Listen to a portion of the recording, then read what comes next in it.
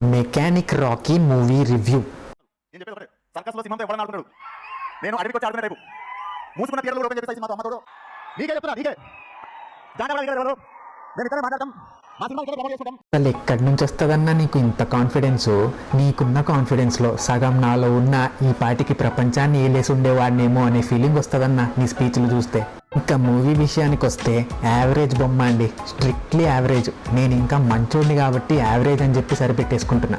ఎందుకంటే ఈ video end వరకు చూడండి, మీకే క్లారిటీ వచ్చేస్తుంది. అసలు మూవీ స్టోరీ ఏంటంటే, స్కామర్స్ చేతిలో మోసపోయి ఫ్యామిలీ రోడ్డు మీద పడే స్టేజ్లో ఉన్న హీరోయిన్ ఫ్యామిలీ కోసం హీరో ఒక రివెంజ్ ప్లాన్ డిజైన్ చేసి ఈ స్కామర్స్ని ఎలా రెడ్ హ్యాండెడ్గా పట్టిస్తాడు అనేది స్టోరీ.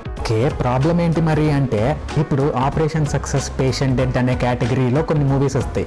ఈ మూవీ ఆ కేటగిరీ కిందకి కూడా రాదు. ఈ మూవీ వచ్చేసి operation 50% success, patient confirm dead అనే కేటగిరీలో వస్తుంది. ఎందుకంటే ఈ మూవీ లాస్ట్ 30 to 40 minutes తప్ప మిగతాదంతా అంత ఈజీగా బేర్ చేయలేమండి మనం. మూవీ ప్రీ క్లైమాక్స్కి వచ్చేంత వరకు అసలు స్టోరీ ఏంది అనేది క్లారిటీ ఇవ్వరు.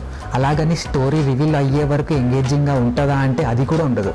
ఫస్ట్ హాఫ్ అంతా క్రింజ్ సీన్స్, క్రింజ్ కామెడీ. అక్కడక్కడ ఒక 2 కామెడీ సీన్స్ వర్కౌట్ అవుతాయి కానీ బట్ ఓవరాల్ అన్బేరబుల్ అనిపించిందండి నాకైతే.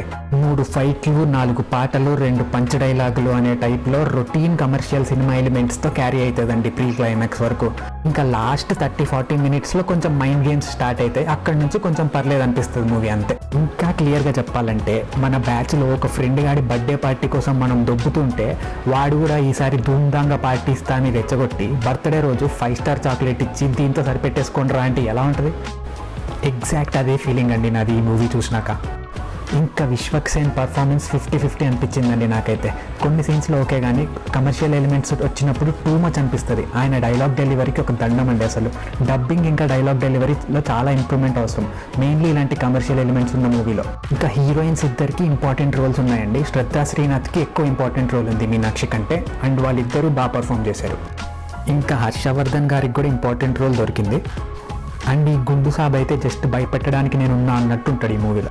ఇంకా ఓవరాల్గా చెప్పాలంటే, యావరేజ్ కంటెంట్ ఉన్న మూవీని కూడా కాన్ఫిడెంట్గా ప్రీమియర్ లేసి మరీ లేపుదాం అనుకున్నారు చూడండి. విశ్వక్సేన్ బై ఆ కాన్ఫిడెన్స్కి హ్యాట్స్ ఆఫ్ అండి. ఒక వర్గానికి మీరు inspiration. That's it from this review అండి. ఈ వీడియో కనుక మీకు నచ్చితే కొంచెం లైక్, సబ్స్క్రైబ్ చేసుకోండి, బాగుంటుంది.